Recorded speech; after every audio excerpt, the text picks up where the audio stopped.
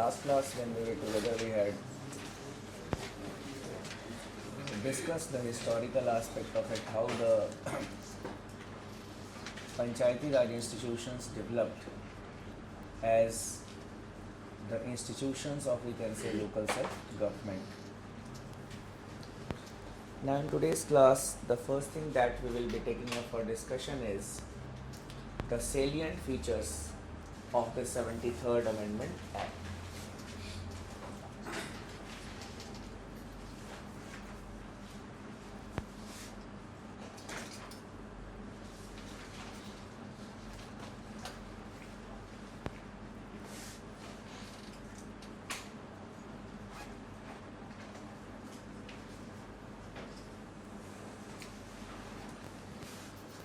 Basically, it is nothing but the fine tuning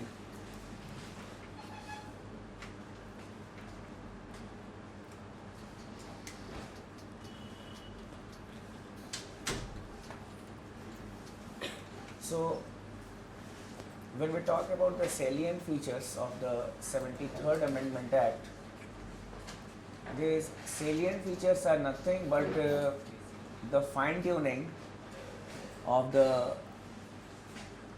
provisions which are there in Part 9 of the Constitution. That is what they talk about. We call them as the salient features, or what are the features what they provide for. When we talk about the Part 9 of the Constitution, we come across two types of provisions.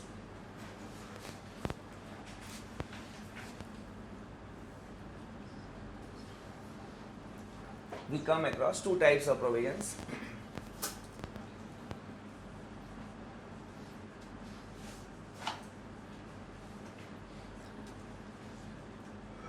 The mandatory provisions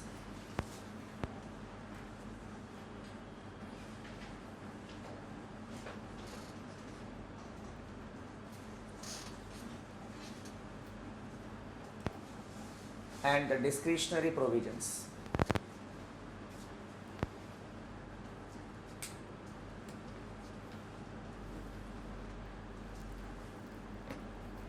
Mandatory in the sense that the state governments will have to follow these provisions.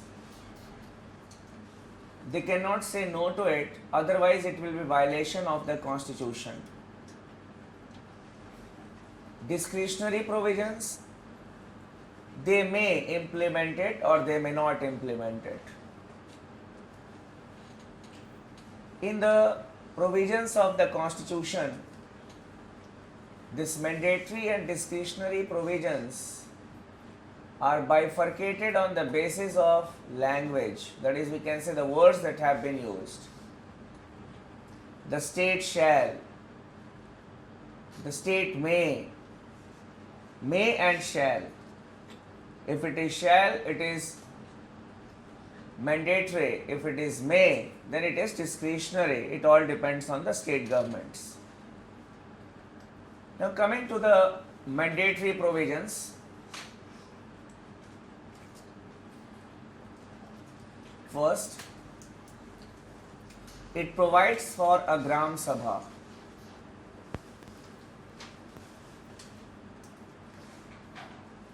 Coming to the mandatory provisions, it provides for a Gram Sabha.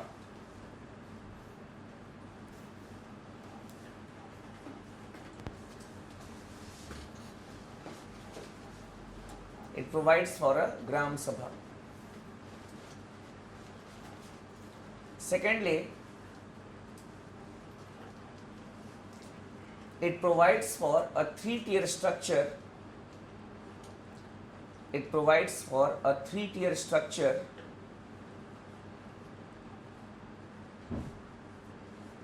of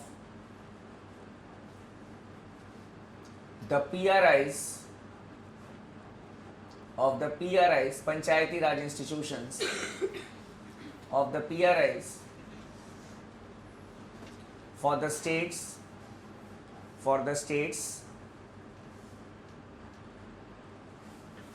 having a population of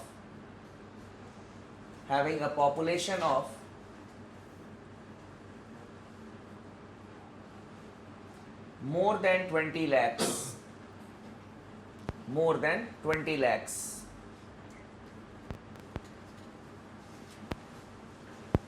and for the states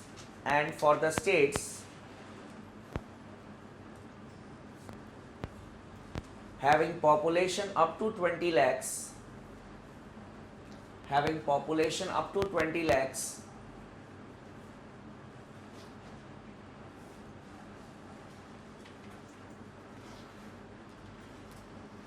there can be at least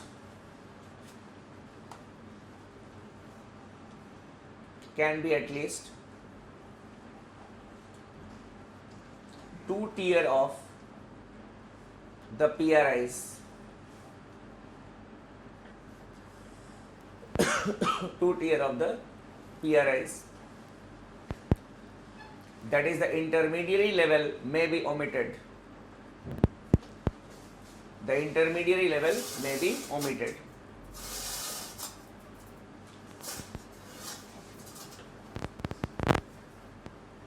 So for your understanding, in the bracket you can write, as per the recommendations of the Balwant Rai Mehta Committee,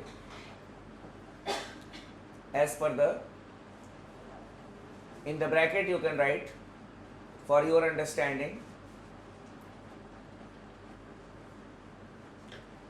as per the recommendation of Balwant Rai Mehta Committee.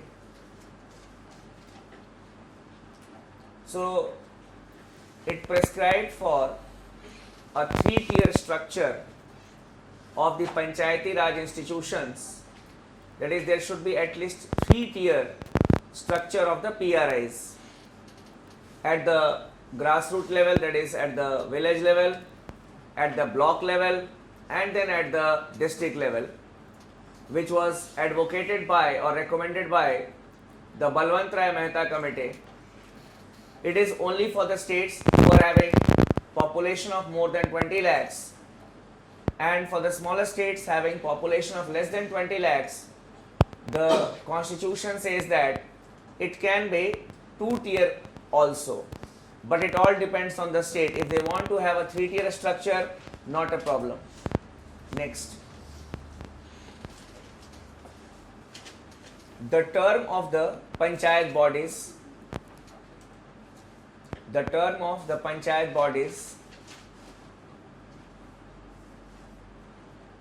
to be of 5 years.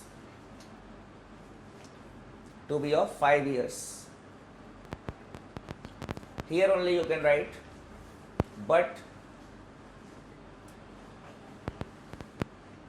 the panchayats can be dissolved. I repeat, but the panchayats can be dissolved by the state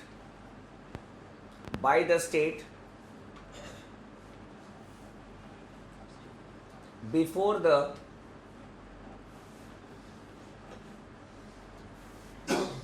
end of 5 years term,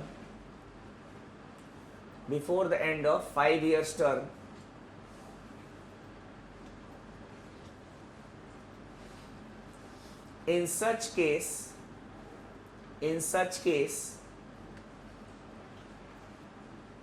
of dissolution,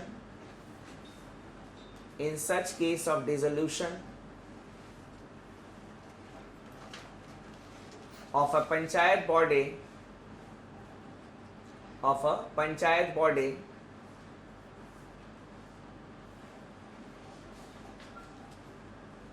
the elections have to be conducted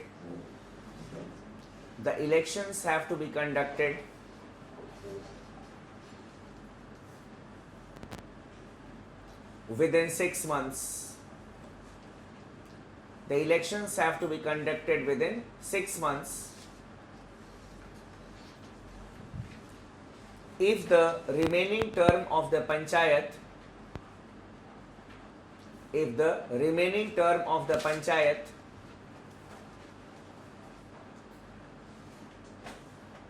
is more than 1 year,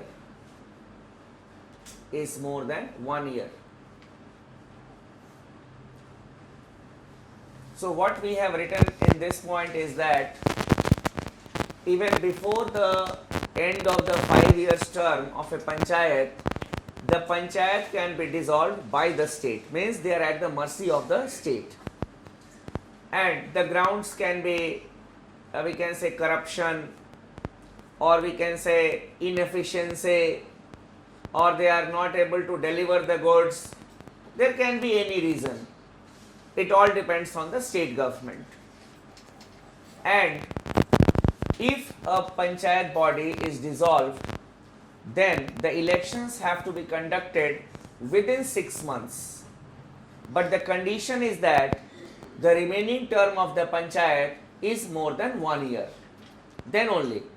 Because if it is 1 year, then obviously 6 mahine ke liye you should not conduct elections.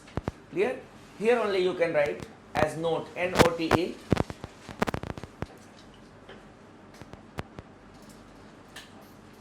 Such a panchayat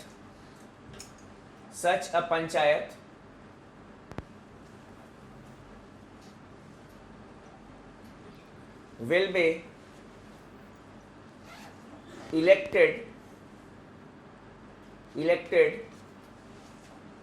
only for the remaining term. Only for the remaining term. Remember, the elections for all the gram panchayats are held together in a state. It is not like the state assembly. ठीक है election हो गया फिर again it will be for 5 years. If the assembly, if the we can say the gram panchayat is dissolved, then the elections have to be conducted within 6 months. If the term of the remaining term of the panchayat is of more than 1 year, and that panchayat will be there only for the remaining term. If out of 5 years term only 2 years are remaining, the gram panchayat will be elected only for 2 years. That is remaining term, not for 5 years, because there should be, we can say, coherency, and obviously the gram panchayat elections will be held together for the whole of the state. That is one important technical aspect which is involved. Next, a person who has attained the age of 21 years, a person who has attained the age of 21 years can contest the panchayat elections.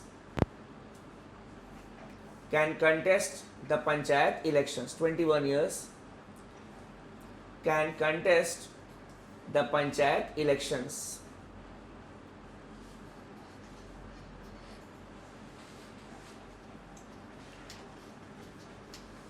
Next, the panchayat elections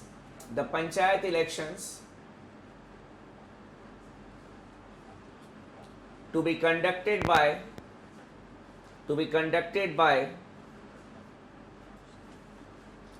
the State Election Commission,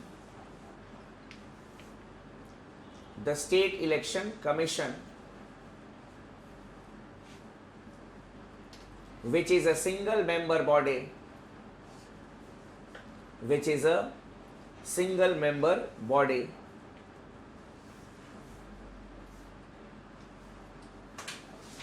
Here only you can write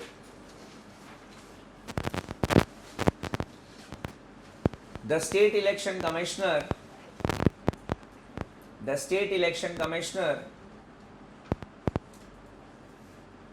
is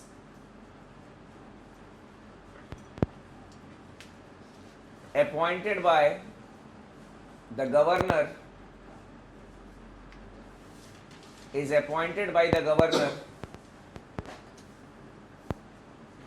but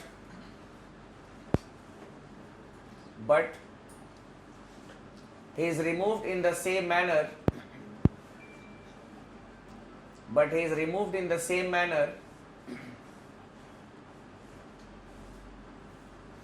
as judge of High Court is removed. Judge of High Court is removed.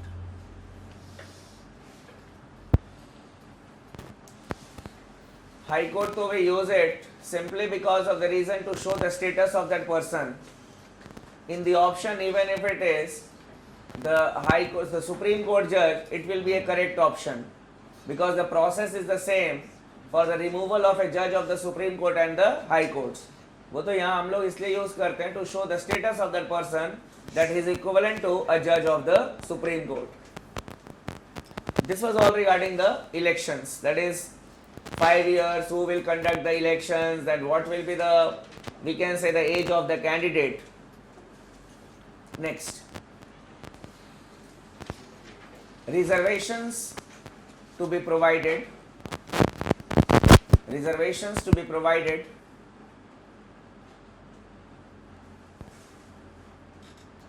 to the scheduled castes and scheduled tribes. Reservations to be provided to the scheduled castes and scheduled tribes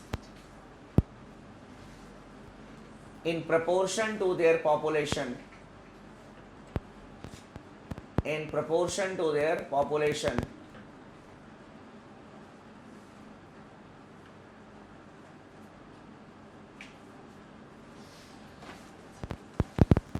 Here only you write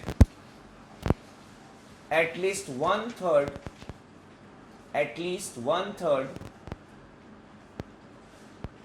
of the reserved seats, at least one third of the reserved seats to be reserved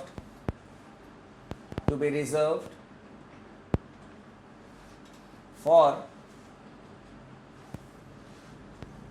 the women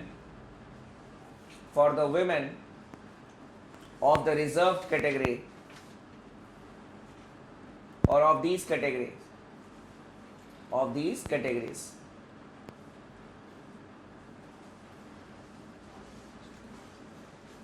Next, in the next sentence you can write, but in the same point only, at least one third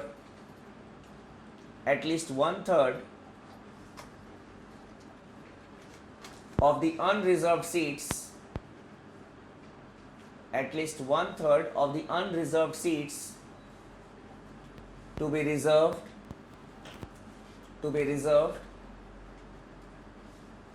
for women of the unreserved categories.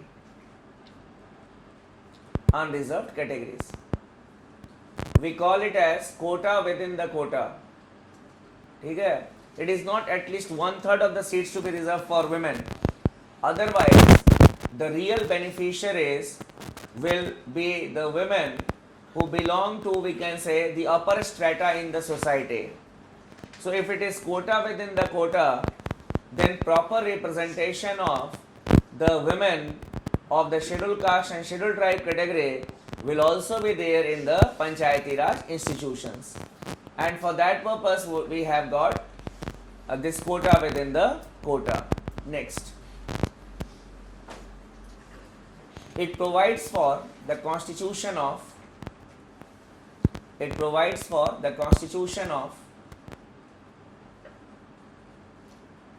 State Finance Commission,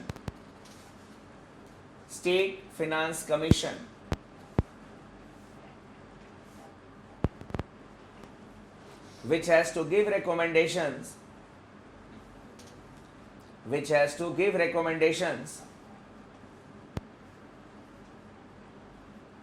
on the distribution of resources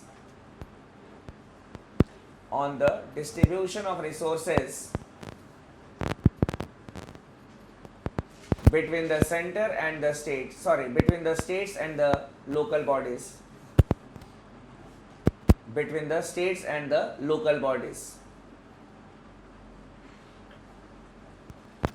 So accordingly, a clause has been added in Article 280, which provides for the constitution of the State Finance Commission by the respective governors.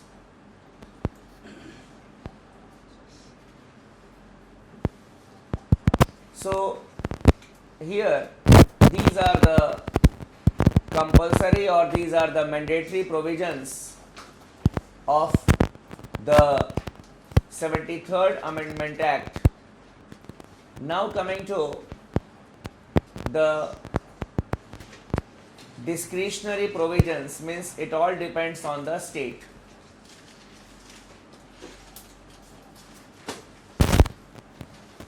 First,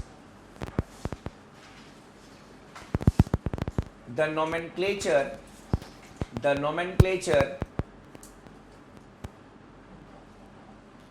to be given to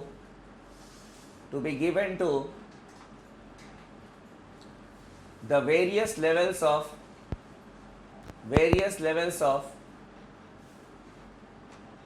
panchayat bodies. I repeat, the nomenclatures given to the various levels of panchayat bodies. Various levels of panchayat bodies.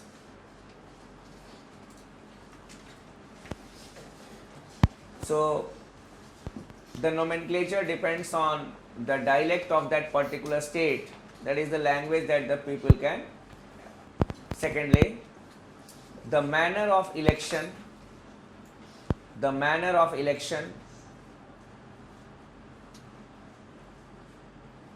of the intermediary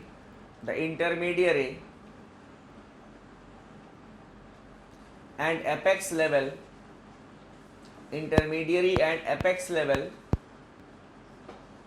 of the panchayat bodies. Apex level of panchayat bodies. So the mandatorily we have the elections, direct elections to be conducted for the gram panchayats only. But for the panchayat samiti level, for the Jilla Parishad level, it all depends on the state government whether they will conduct direct elections or indirect elections. In some of the states we have seen that the panchayat samiti members are directly elected by the people. In some of the states we have seen that the members of the gram panchayats are elected, and these members of gram panchayat, they elect the member of the panchayat samitis. It is indirect election. So that depends on your state, that is what type of election method it will adopt. Next, the manner of election of the panchayat heads. The manner of election of the panchayat heads.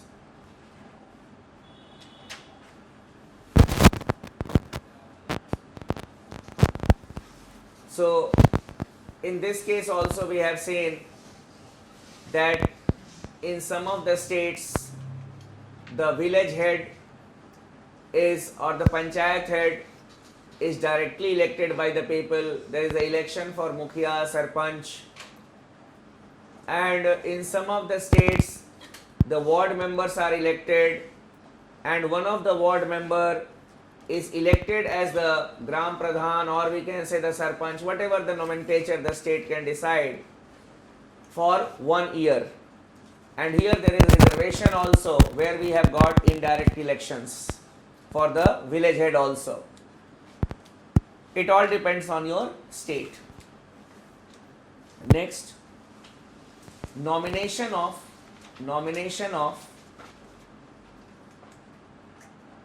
local MPs. Nomination of local MPs or MLAs, MLCs, or eminent persons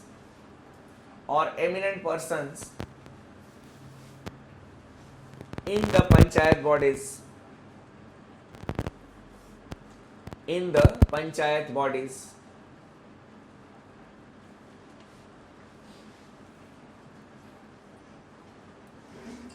So it all depends here also that whether the local MP or the MLA, MLC, eminent persons can be a part of the various levels of panchayats or not.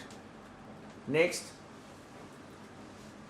reservation of seats for the OBCs. Reservation of seats for the OBCs in the panchayat bodies.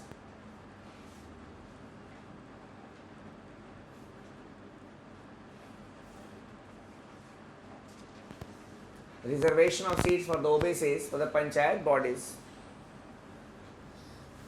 In the panchayat bodies. So it is also not mandatory. If the state feels, then it can reserve certain seats for the OBCs in the panchayat bodies. Then delegation of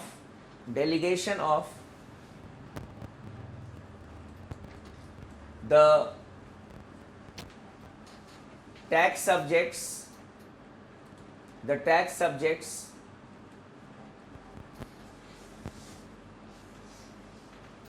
to the panchayat bodies.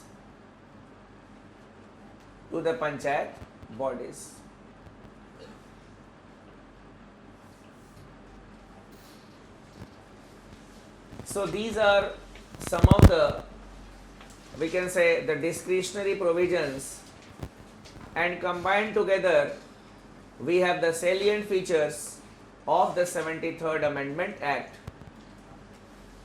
Before I proceed further to discuss the implications of the 73rd Amendment Act, I will like to discuss with you some important aspects of the 74th Amendment Act also. Even though that is not there in our main syllabus, but yes, we need to know about it also to maintain the continuity. 74th Amendment Act is nothing but it is a replica of the 73rd Amendment Act only, except some changes like the composition of the urban local bodies. At the village level or at the rural level, we have seen that there is a pyramidal structure and there is an integration. There is Panchayat Samiti, there is a Gram Panchayat. Above it we have the Panchayat Samitis at the block level, and we have got the district at the district level. We have got the Jila Parishad. And basically the units, they are to work in coordination with each other. It is a hierarchy. But in the urban areas, it is not there, and depending on the nature of the city or the town, the local bodies have to be established. For example, if it is a small town, a place in transition, then we can have Gram Panchayats there. A population of 10,000, 15,000, 25,000, it all depends on your state. Various aspects are taken into consideration. Then, and the most important one is 50% of the population in agriculture sector, 50% in non-agriculture sector. That is the general criteria in most of the states. Then, for a bigger unit, that is 75% non-agriculture population, 25% can be agriculture population, we can say agriculture sector.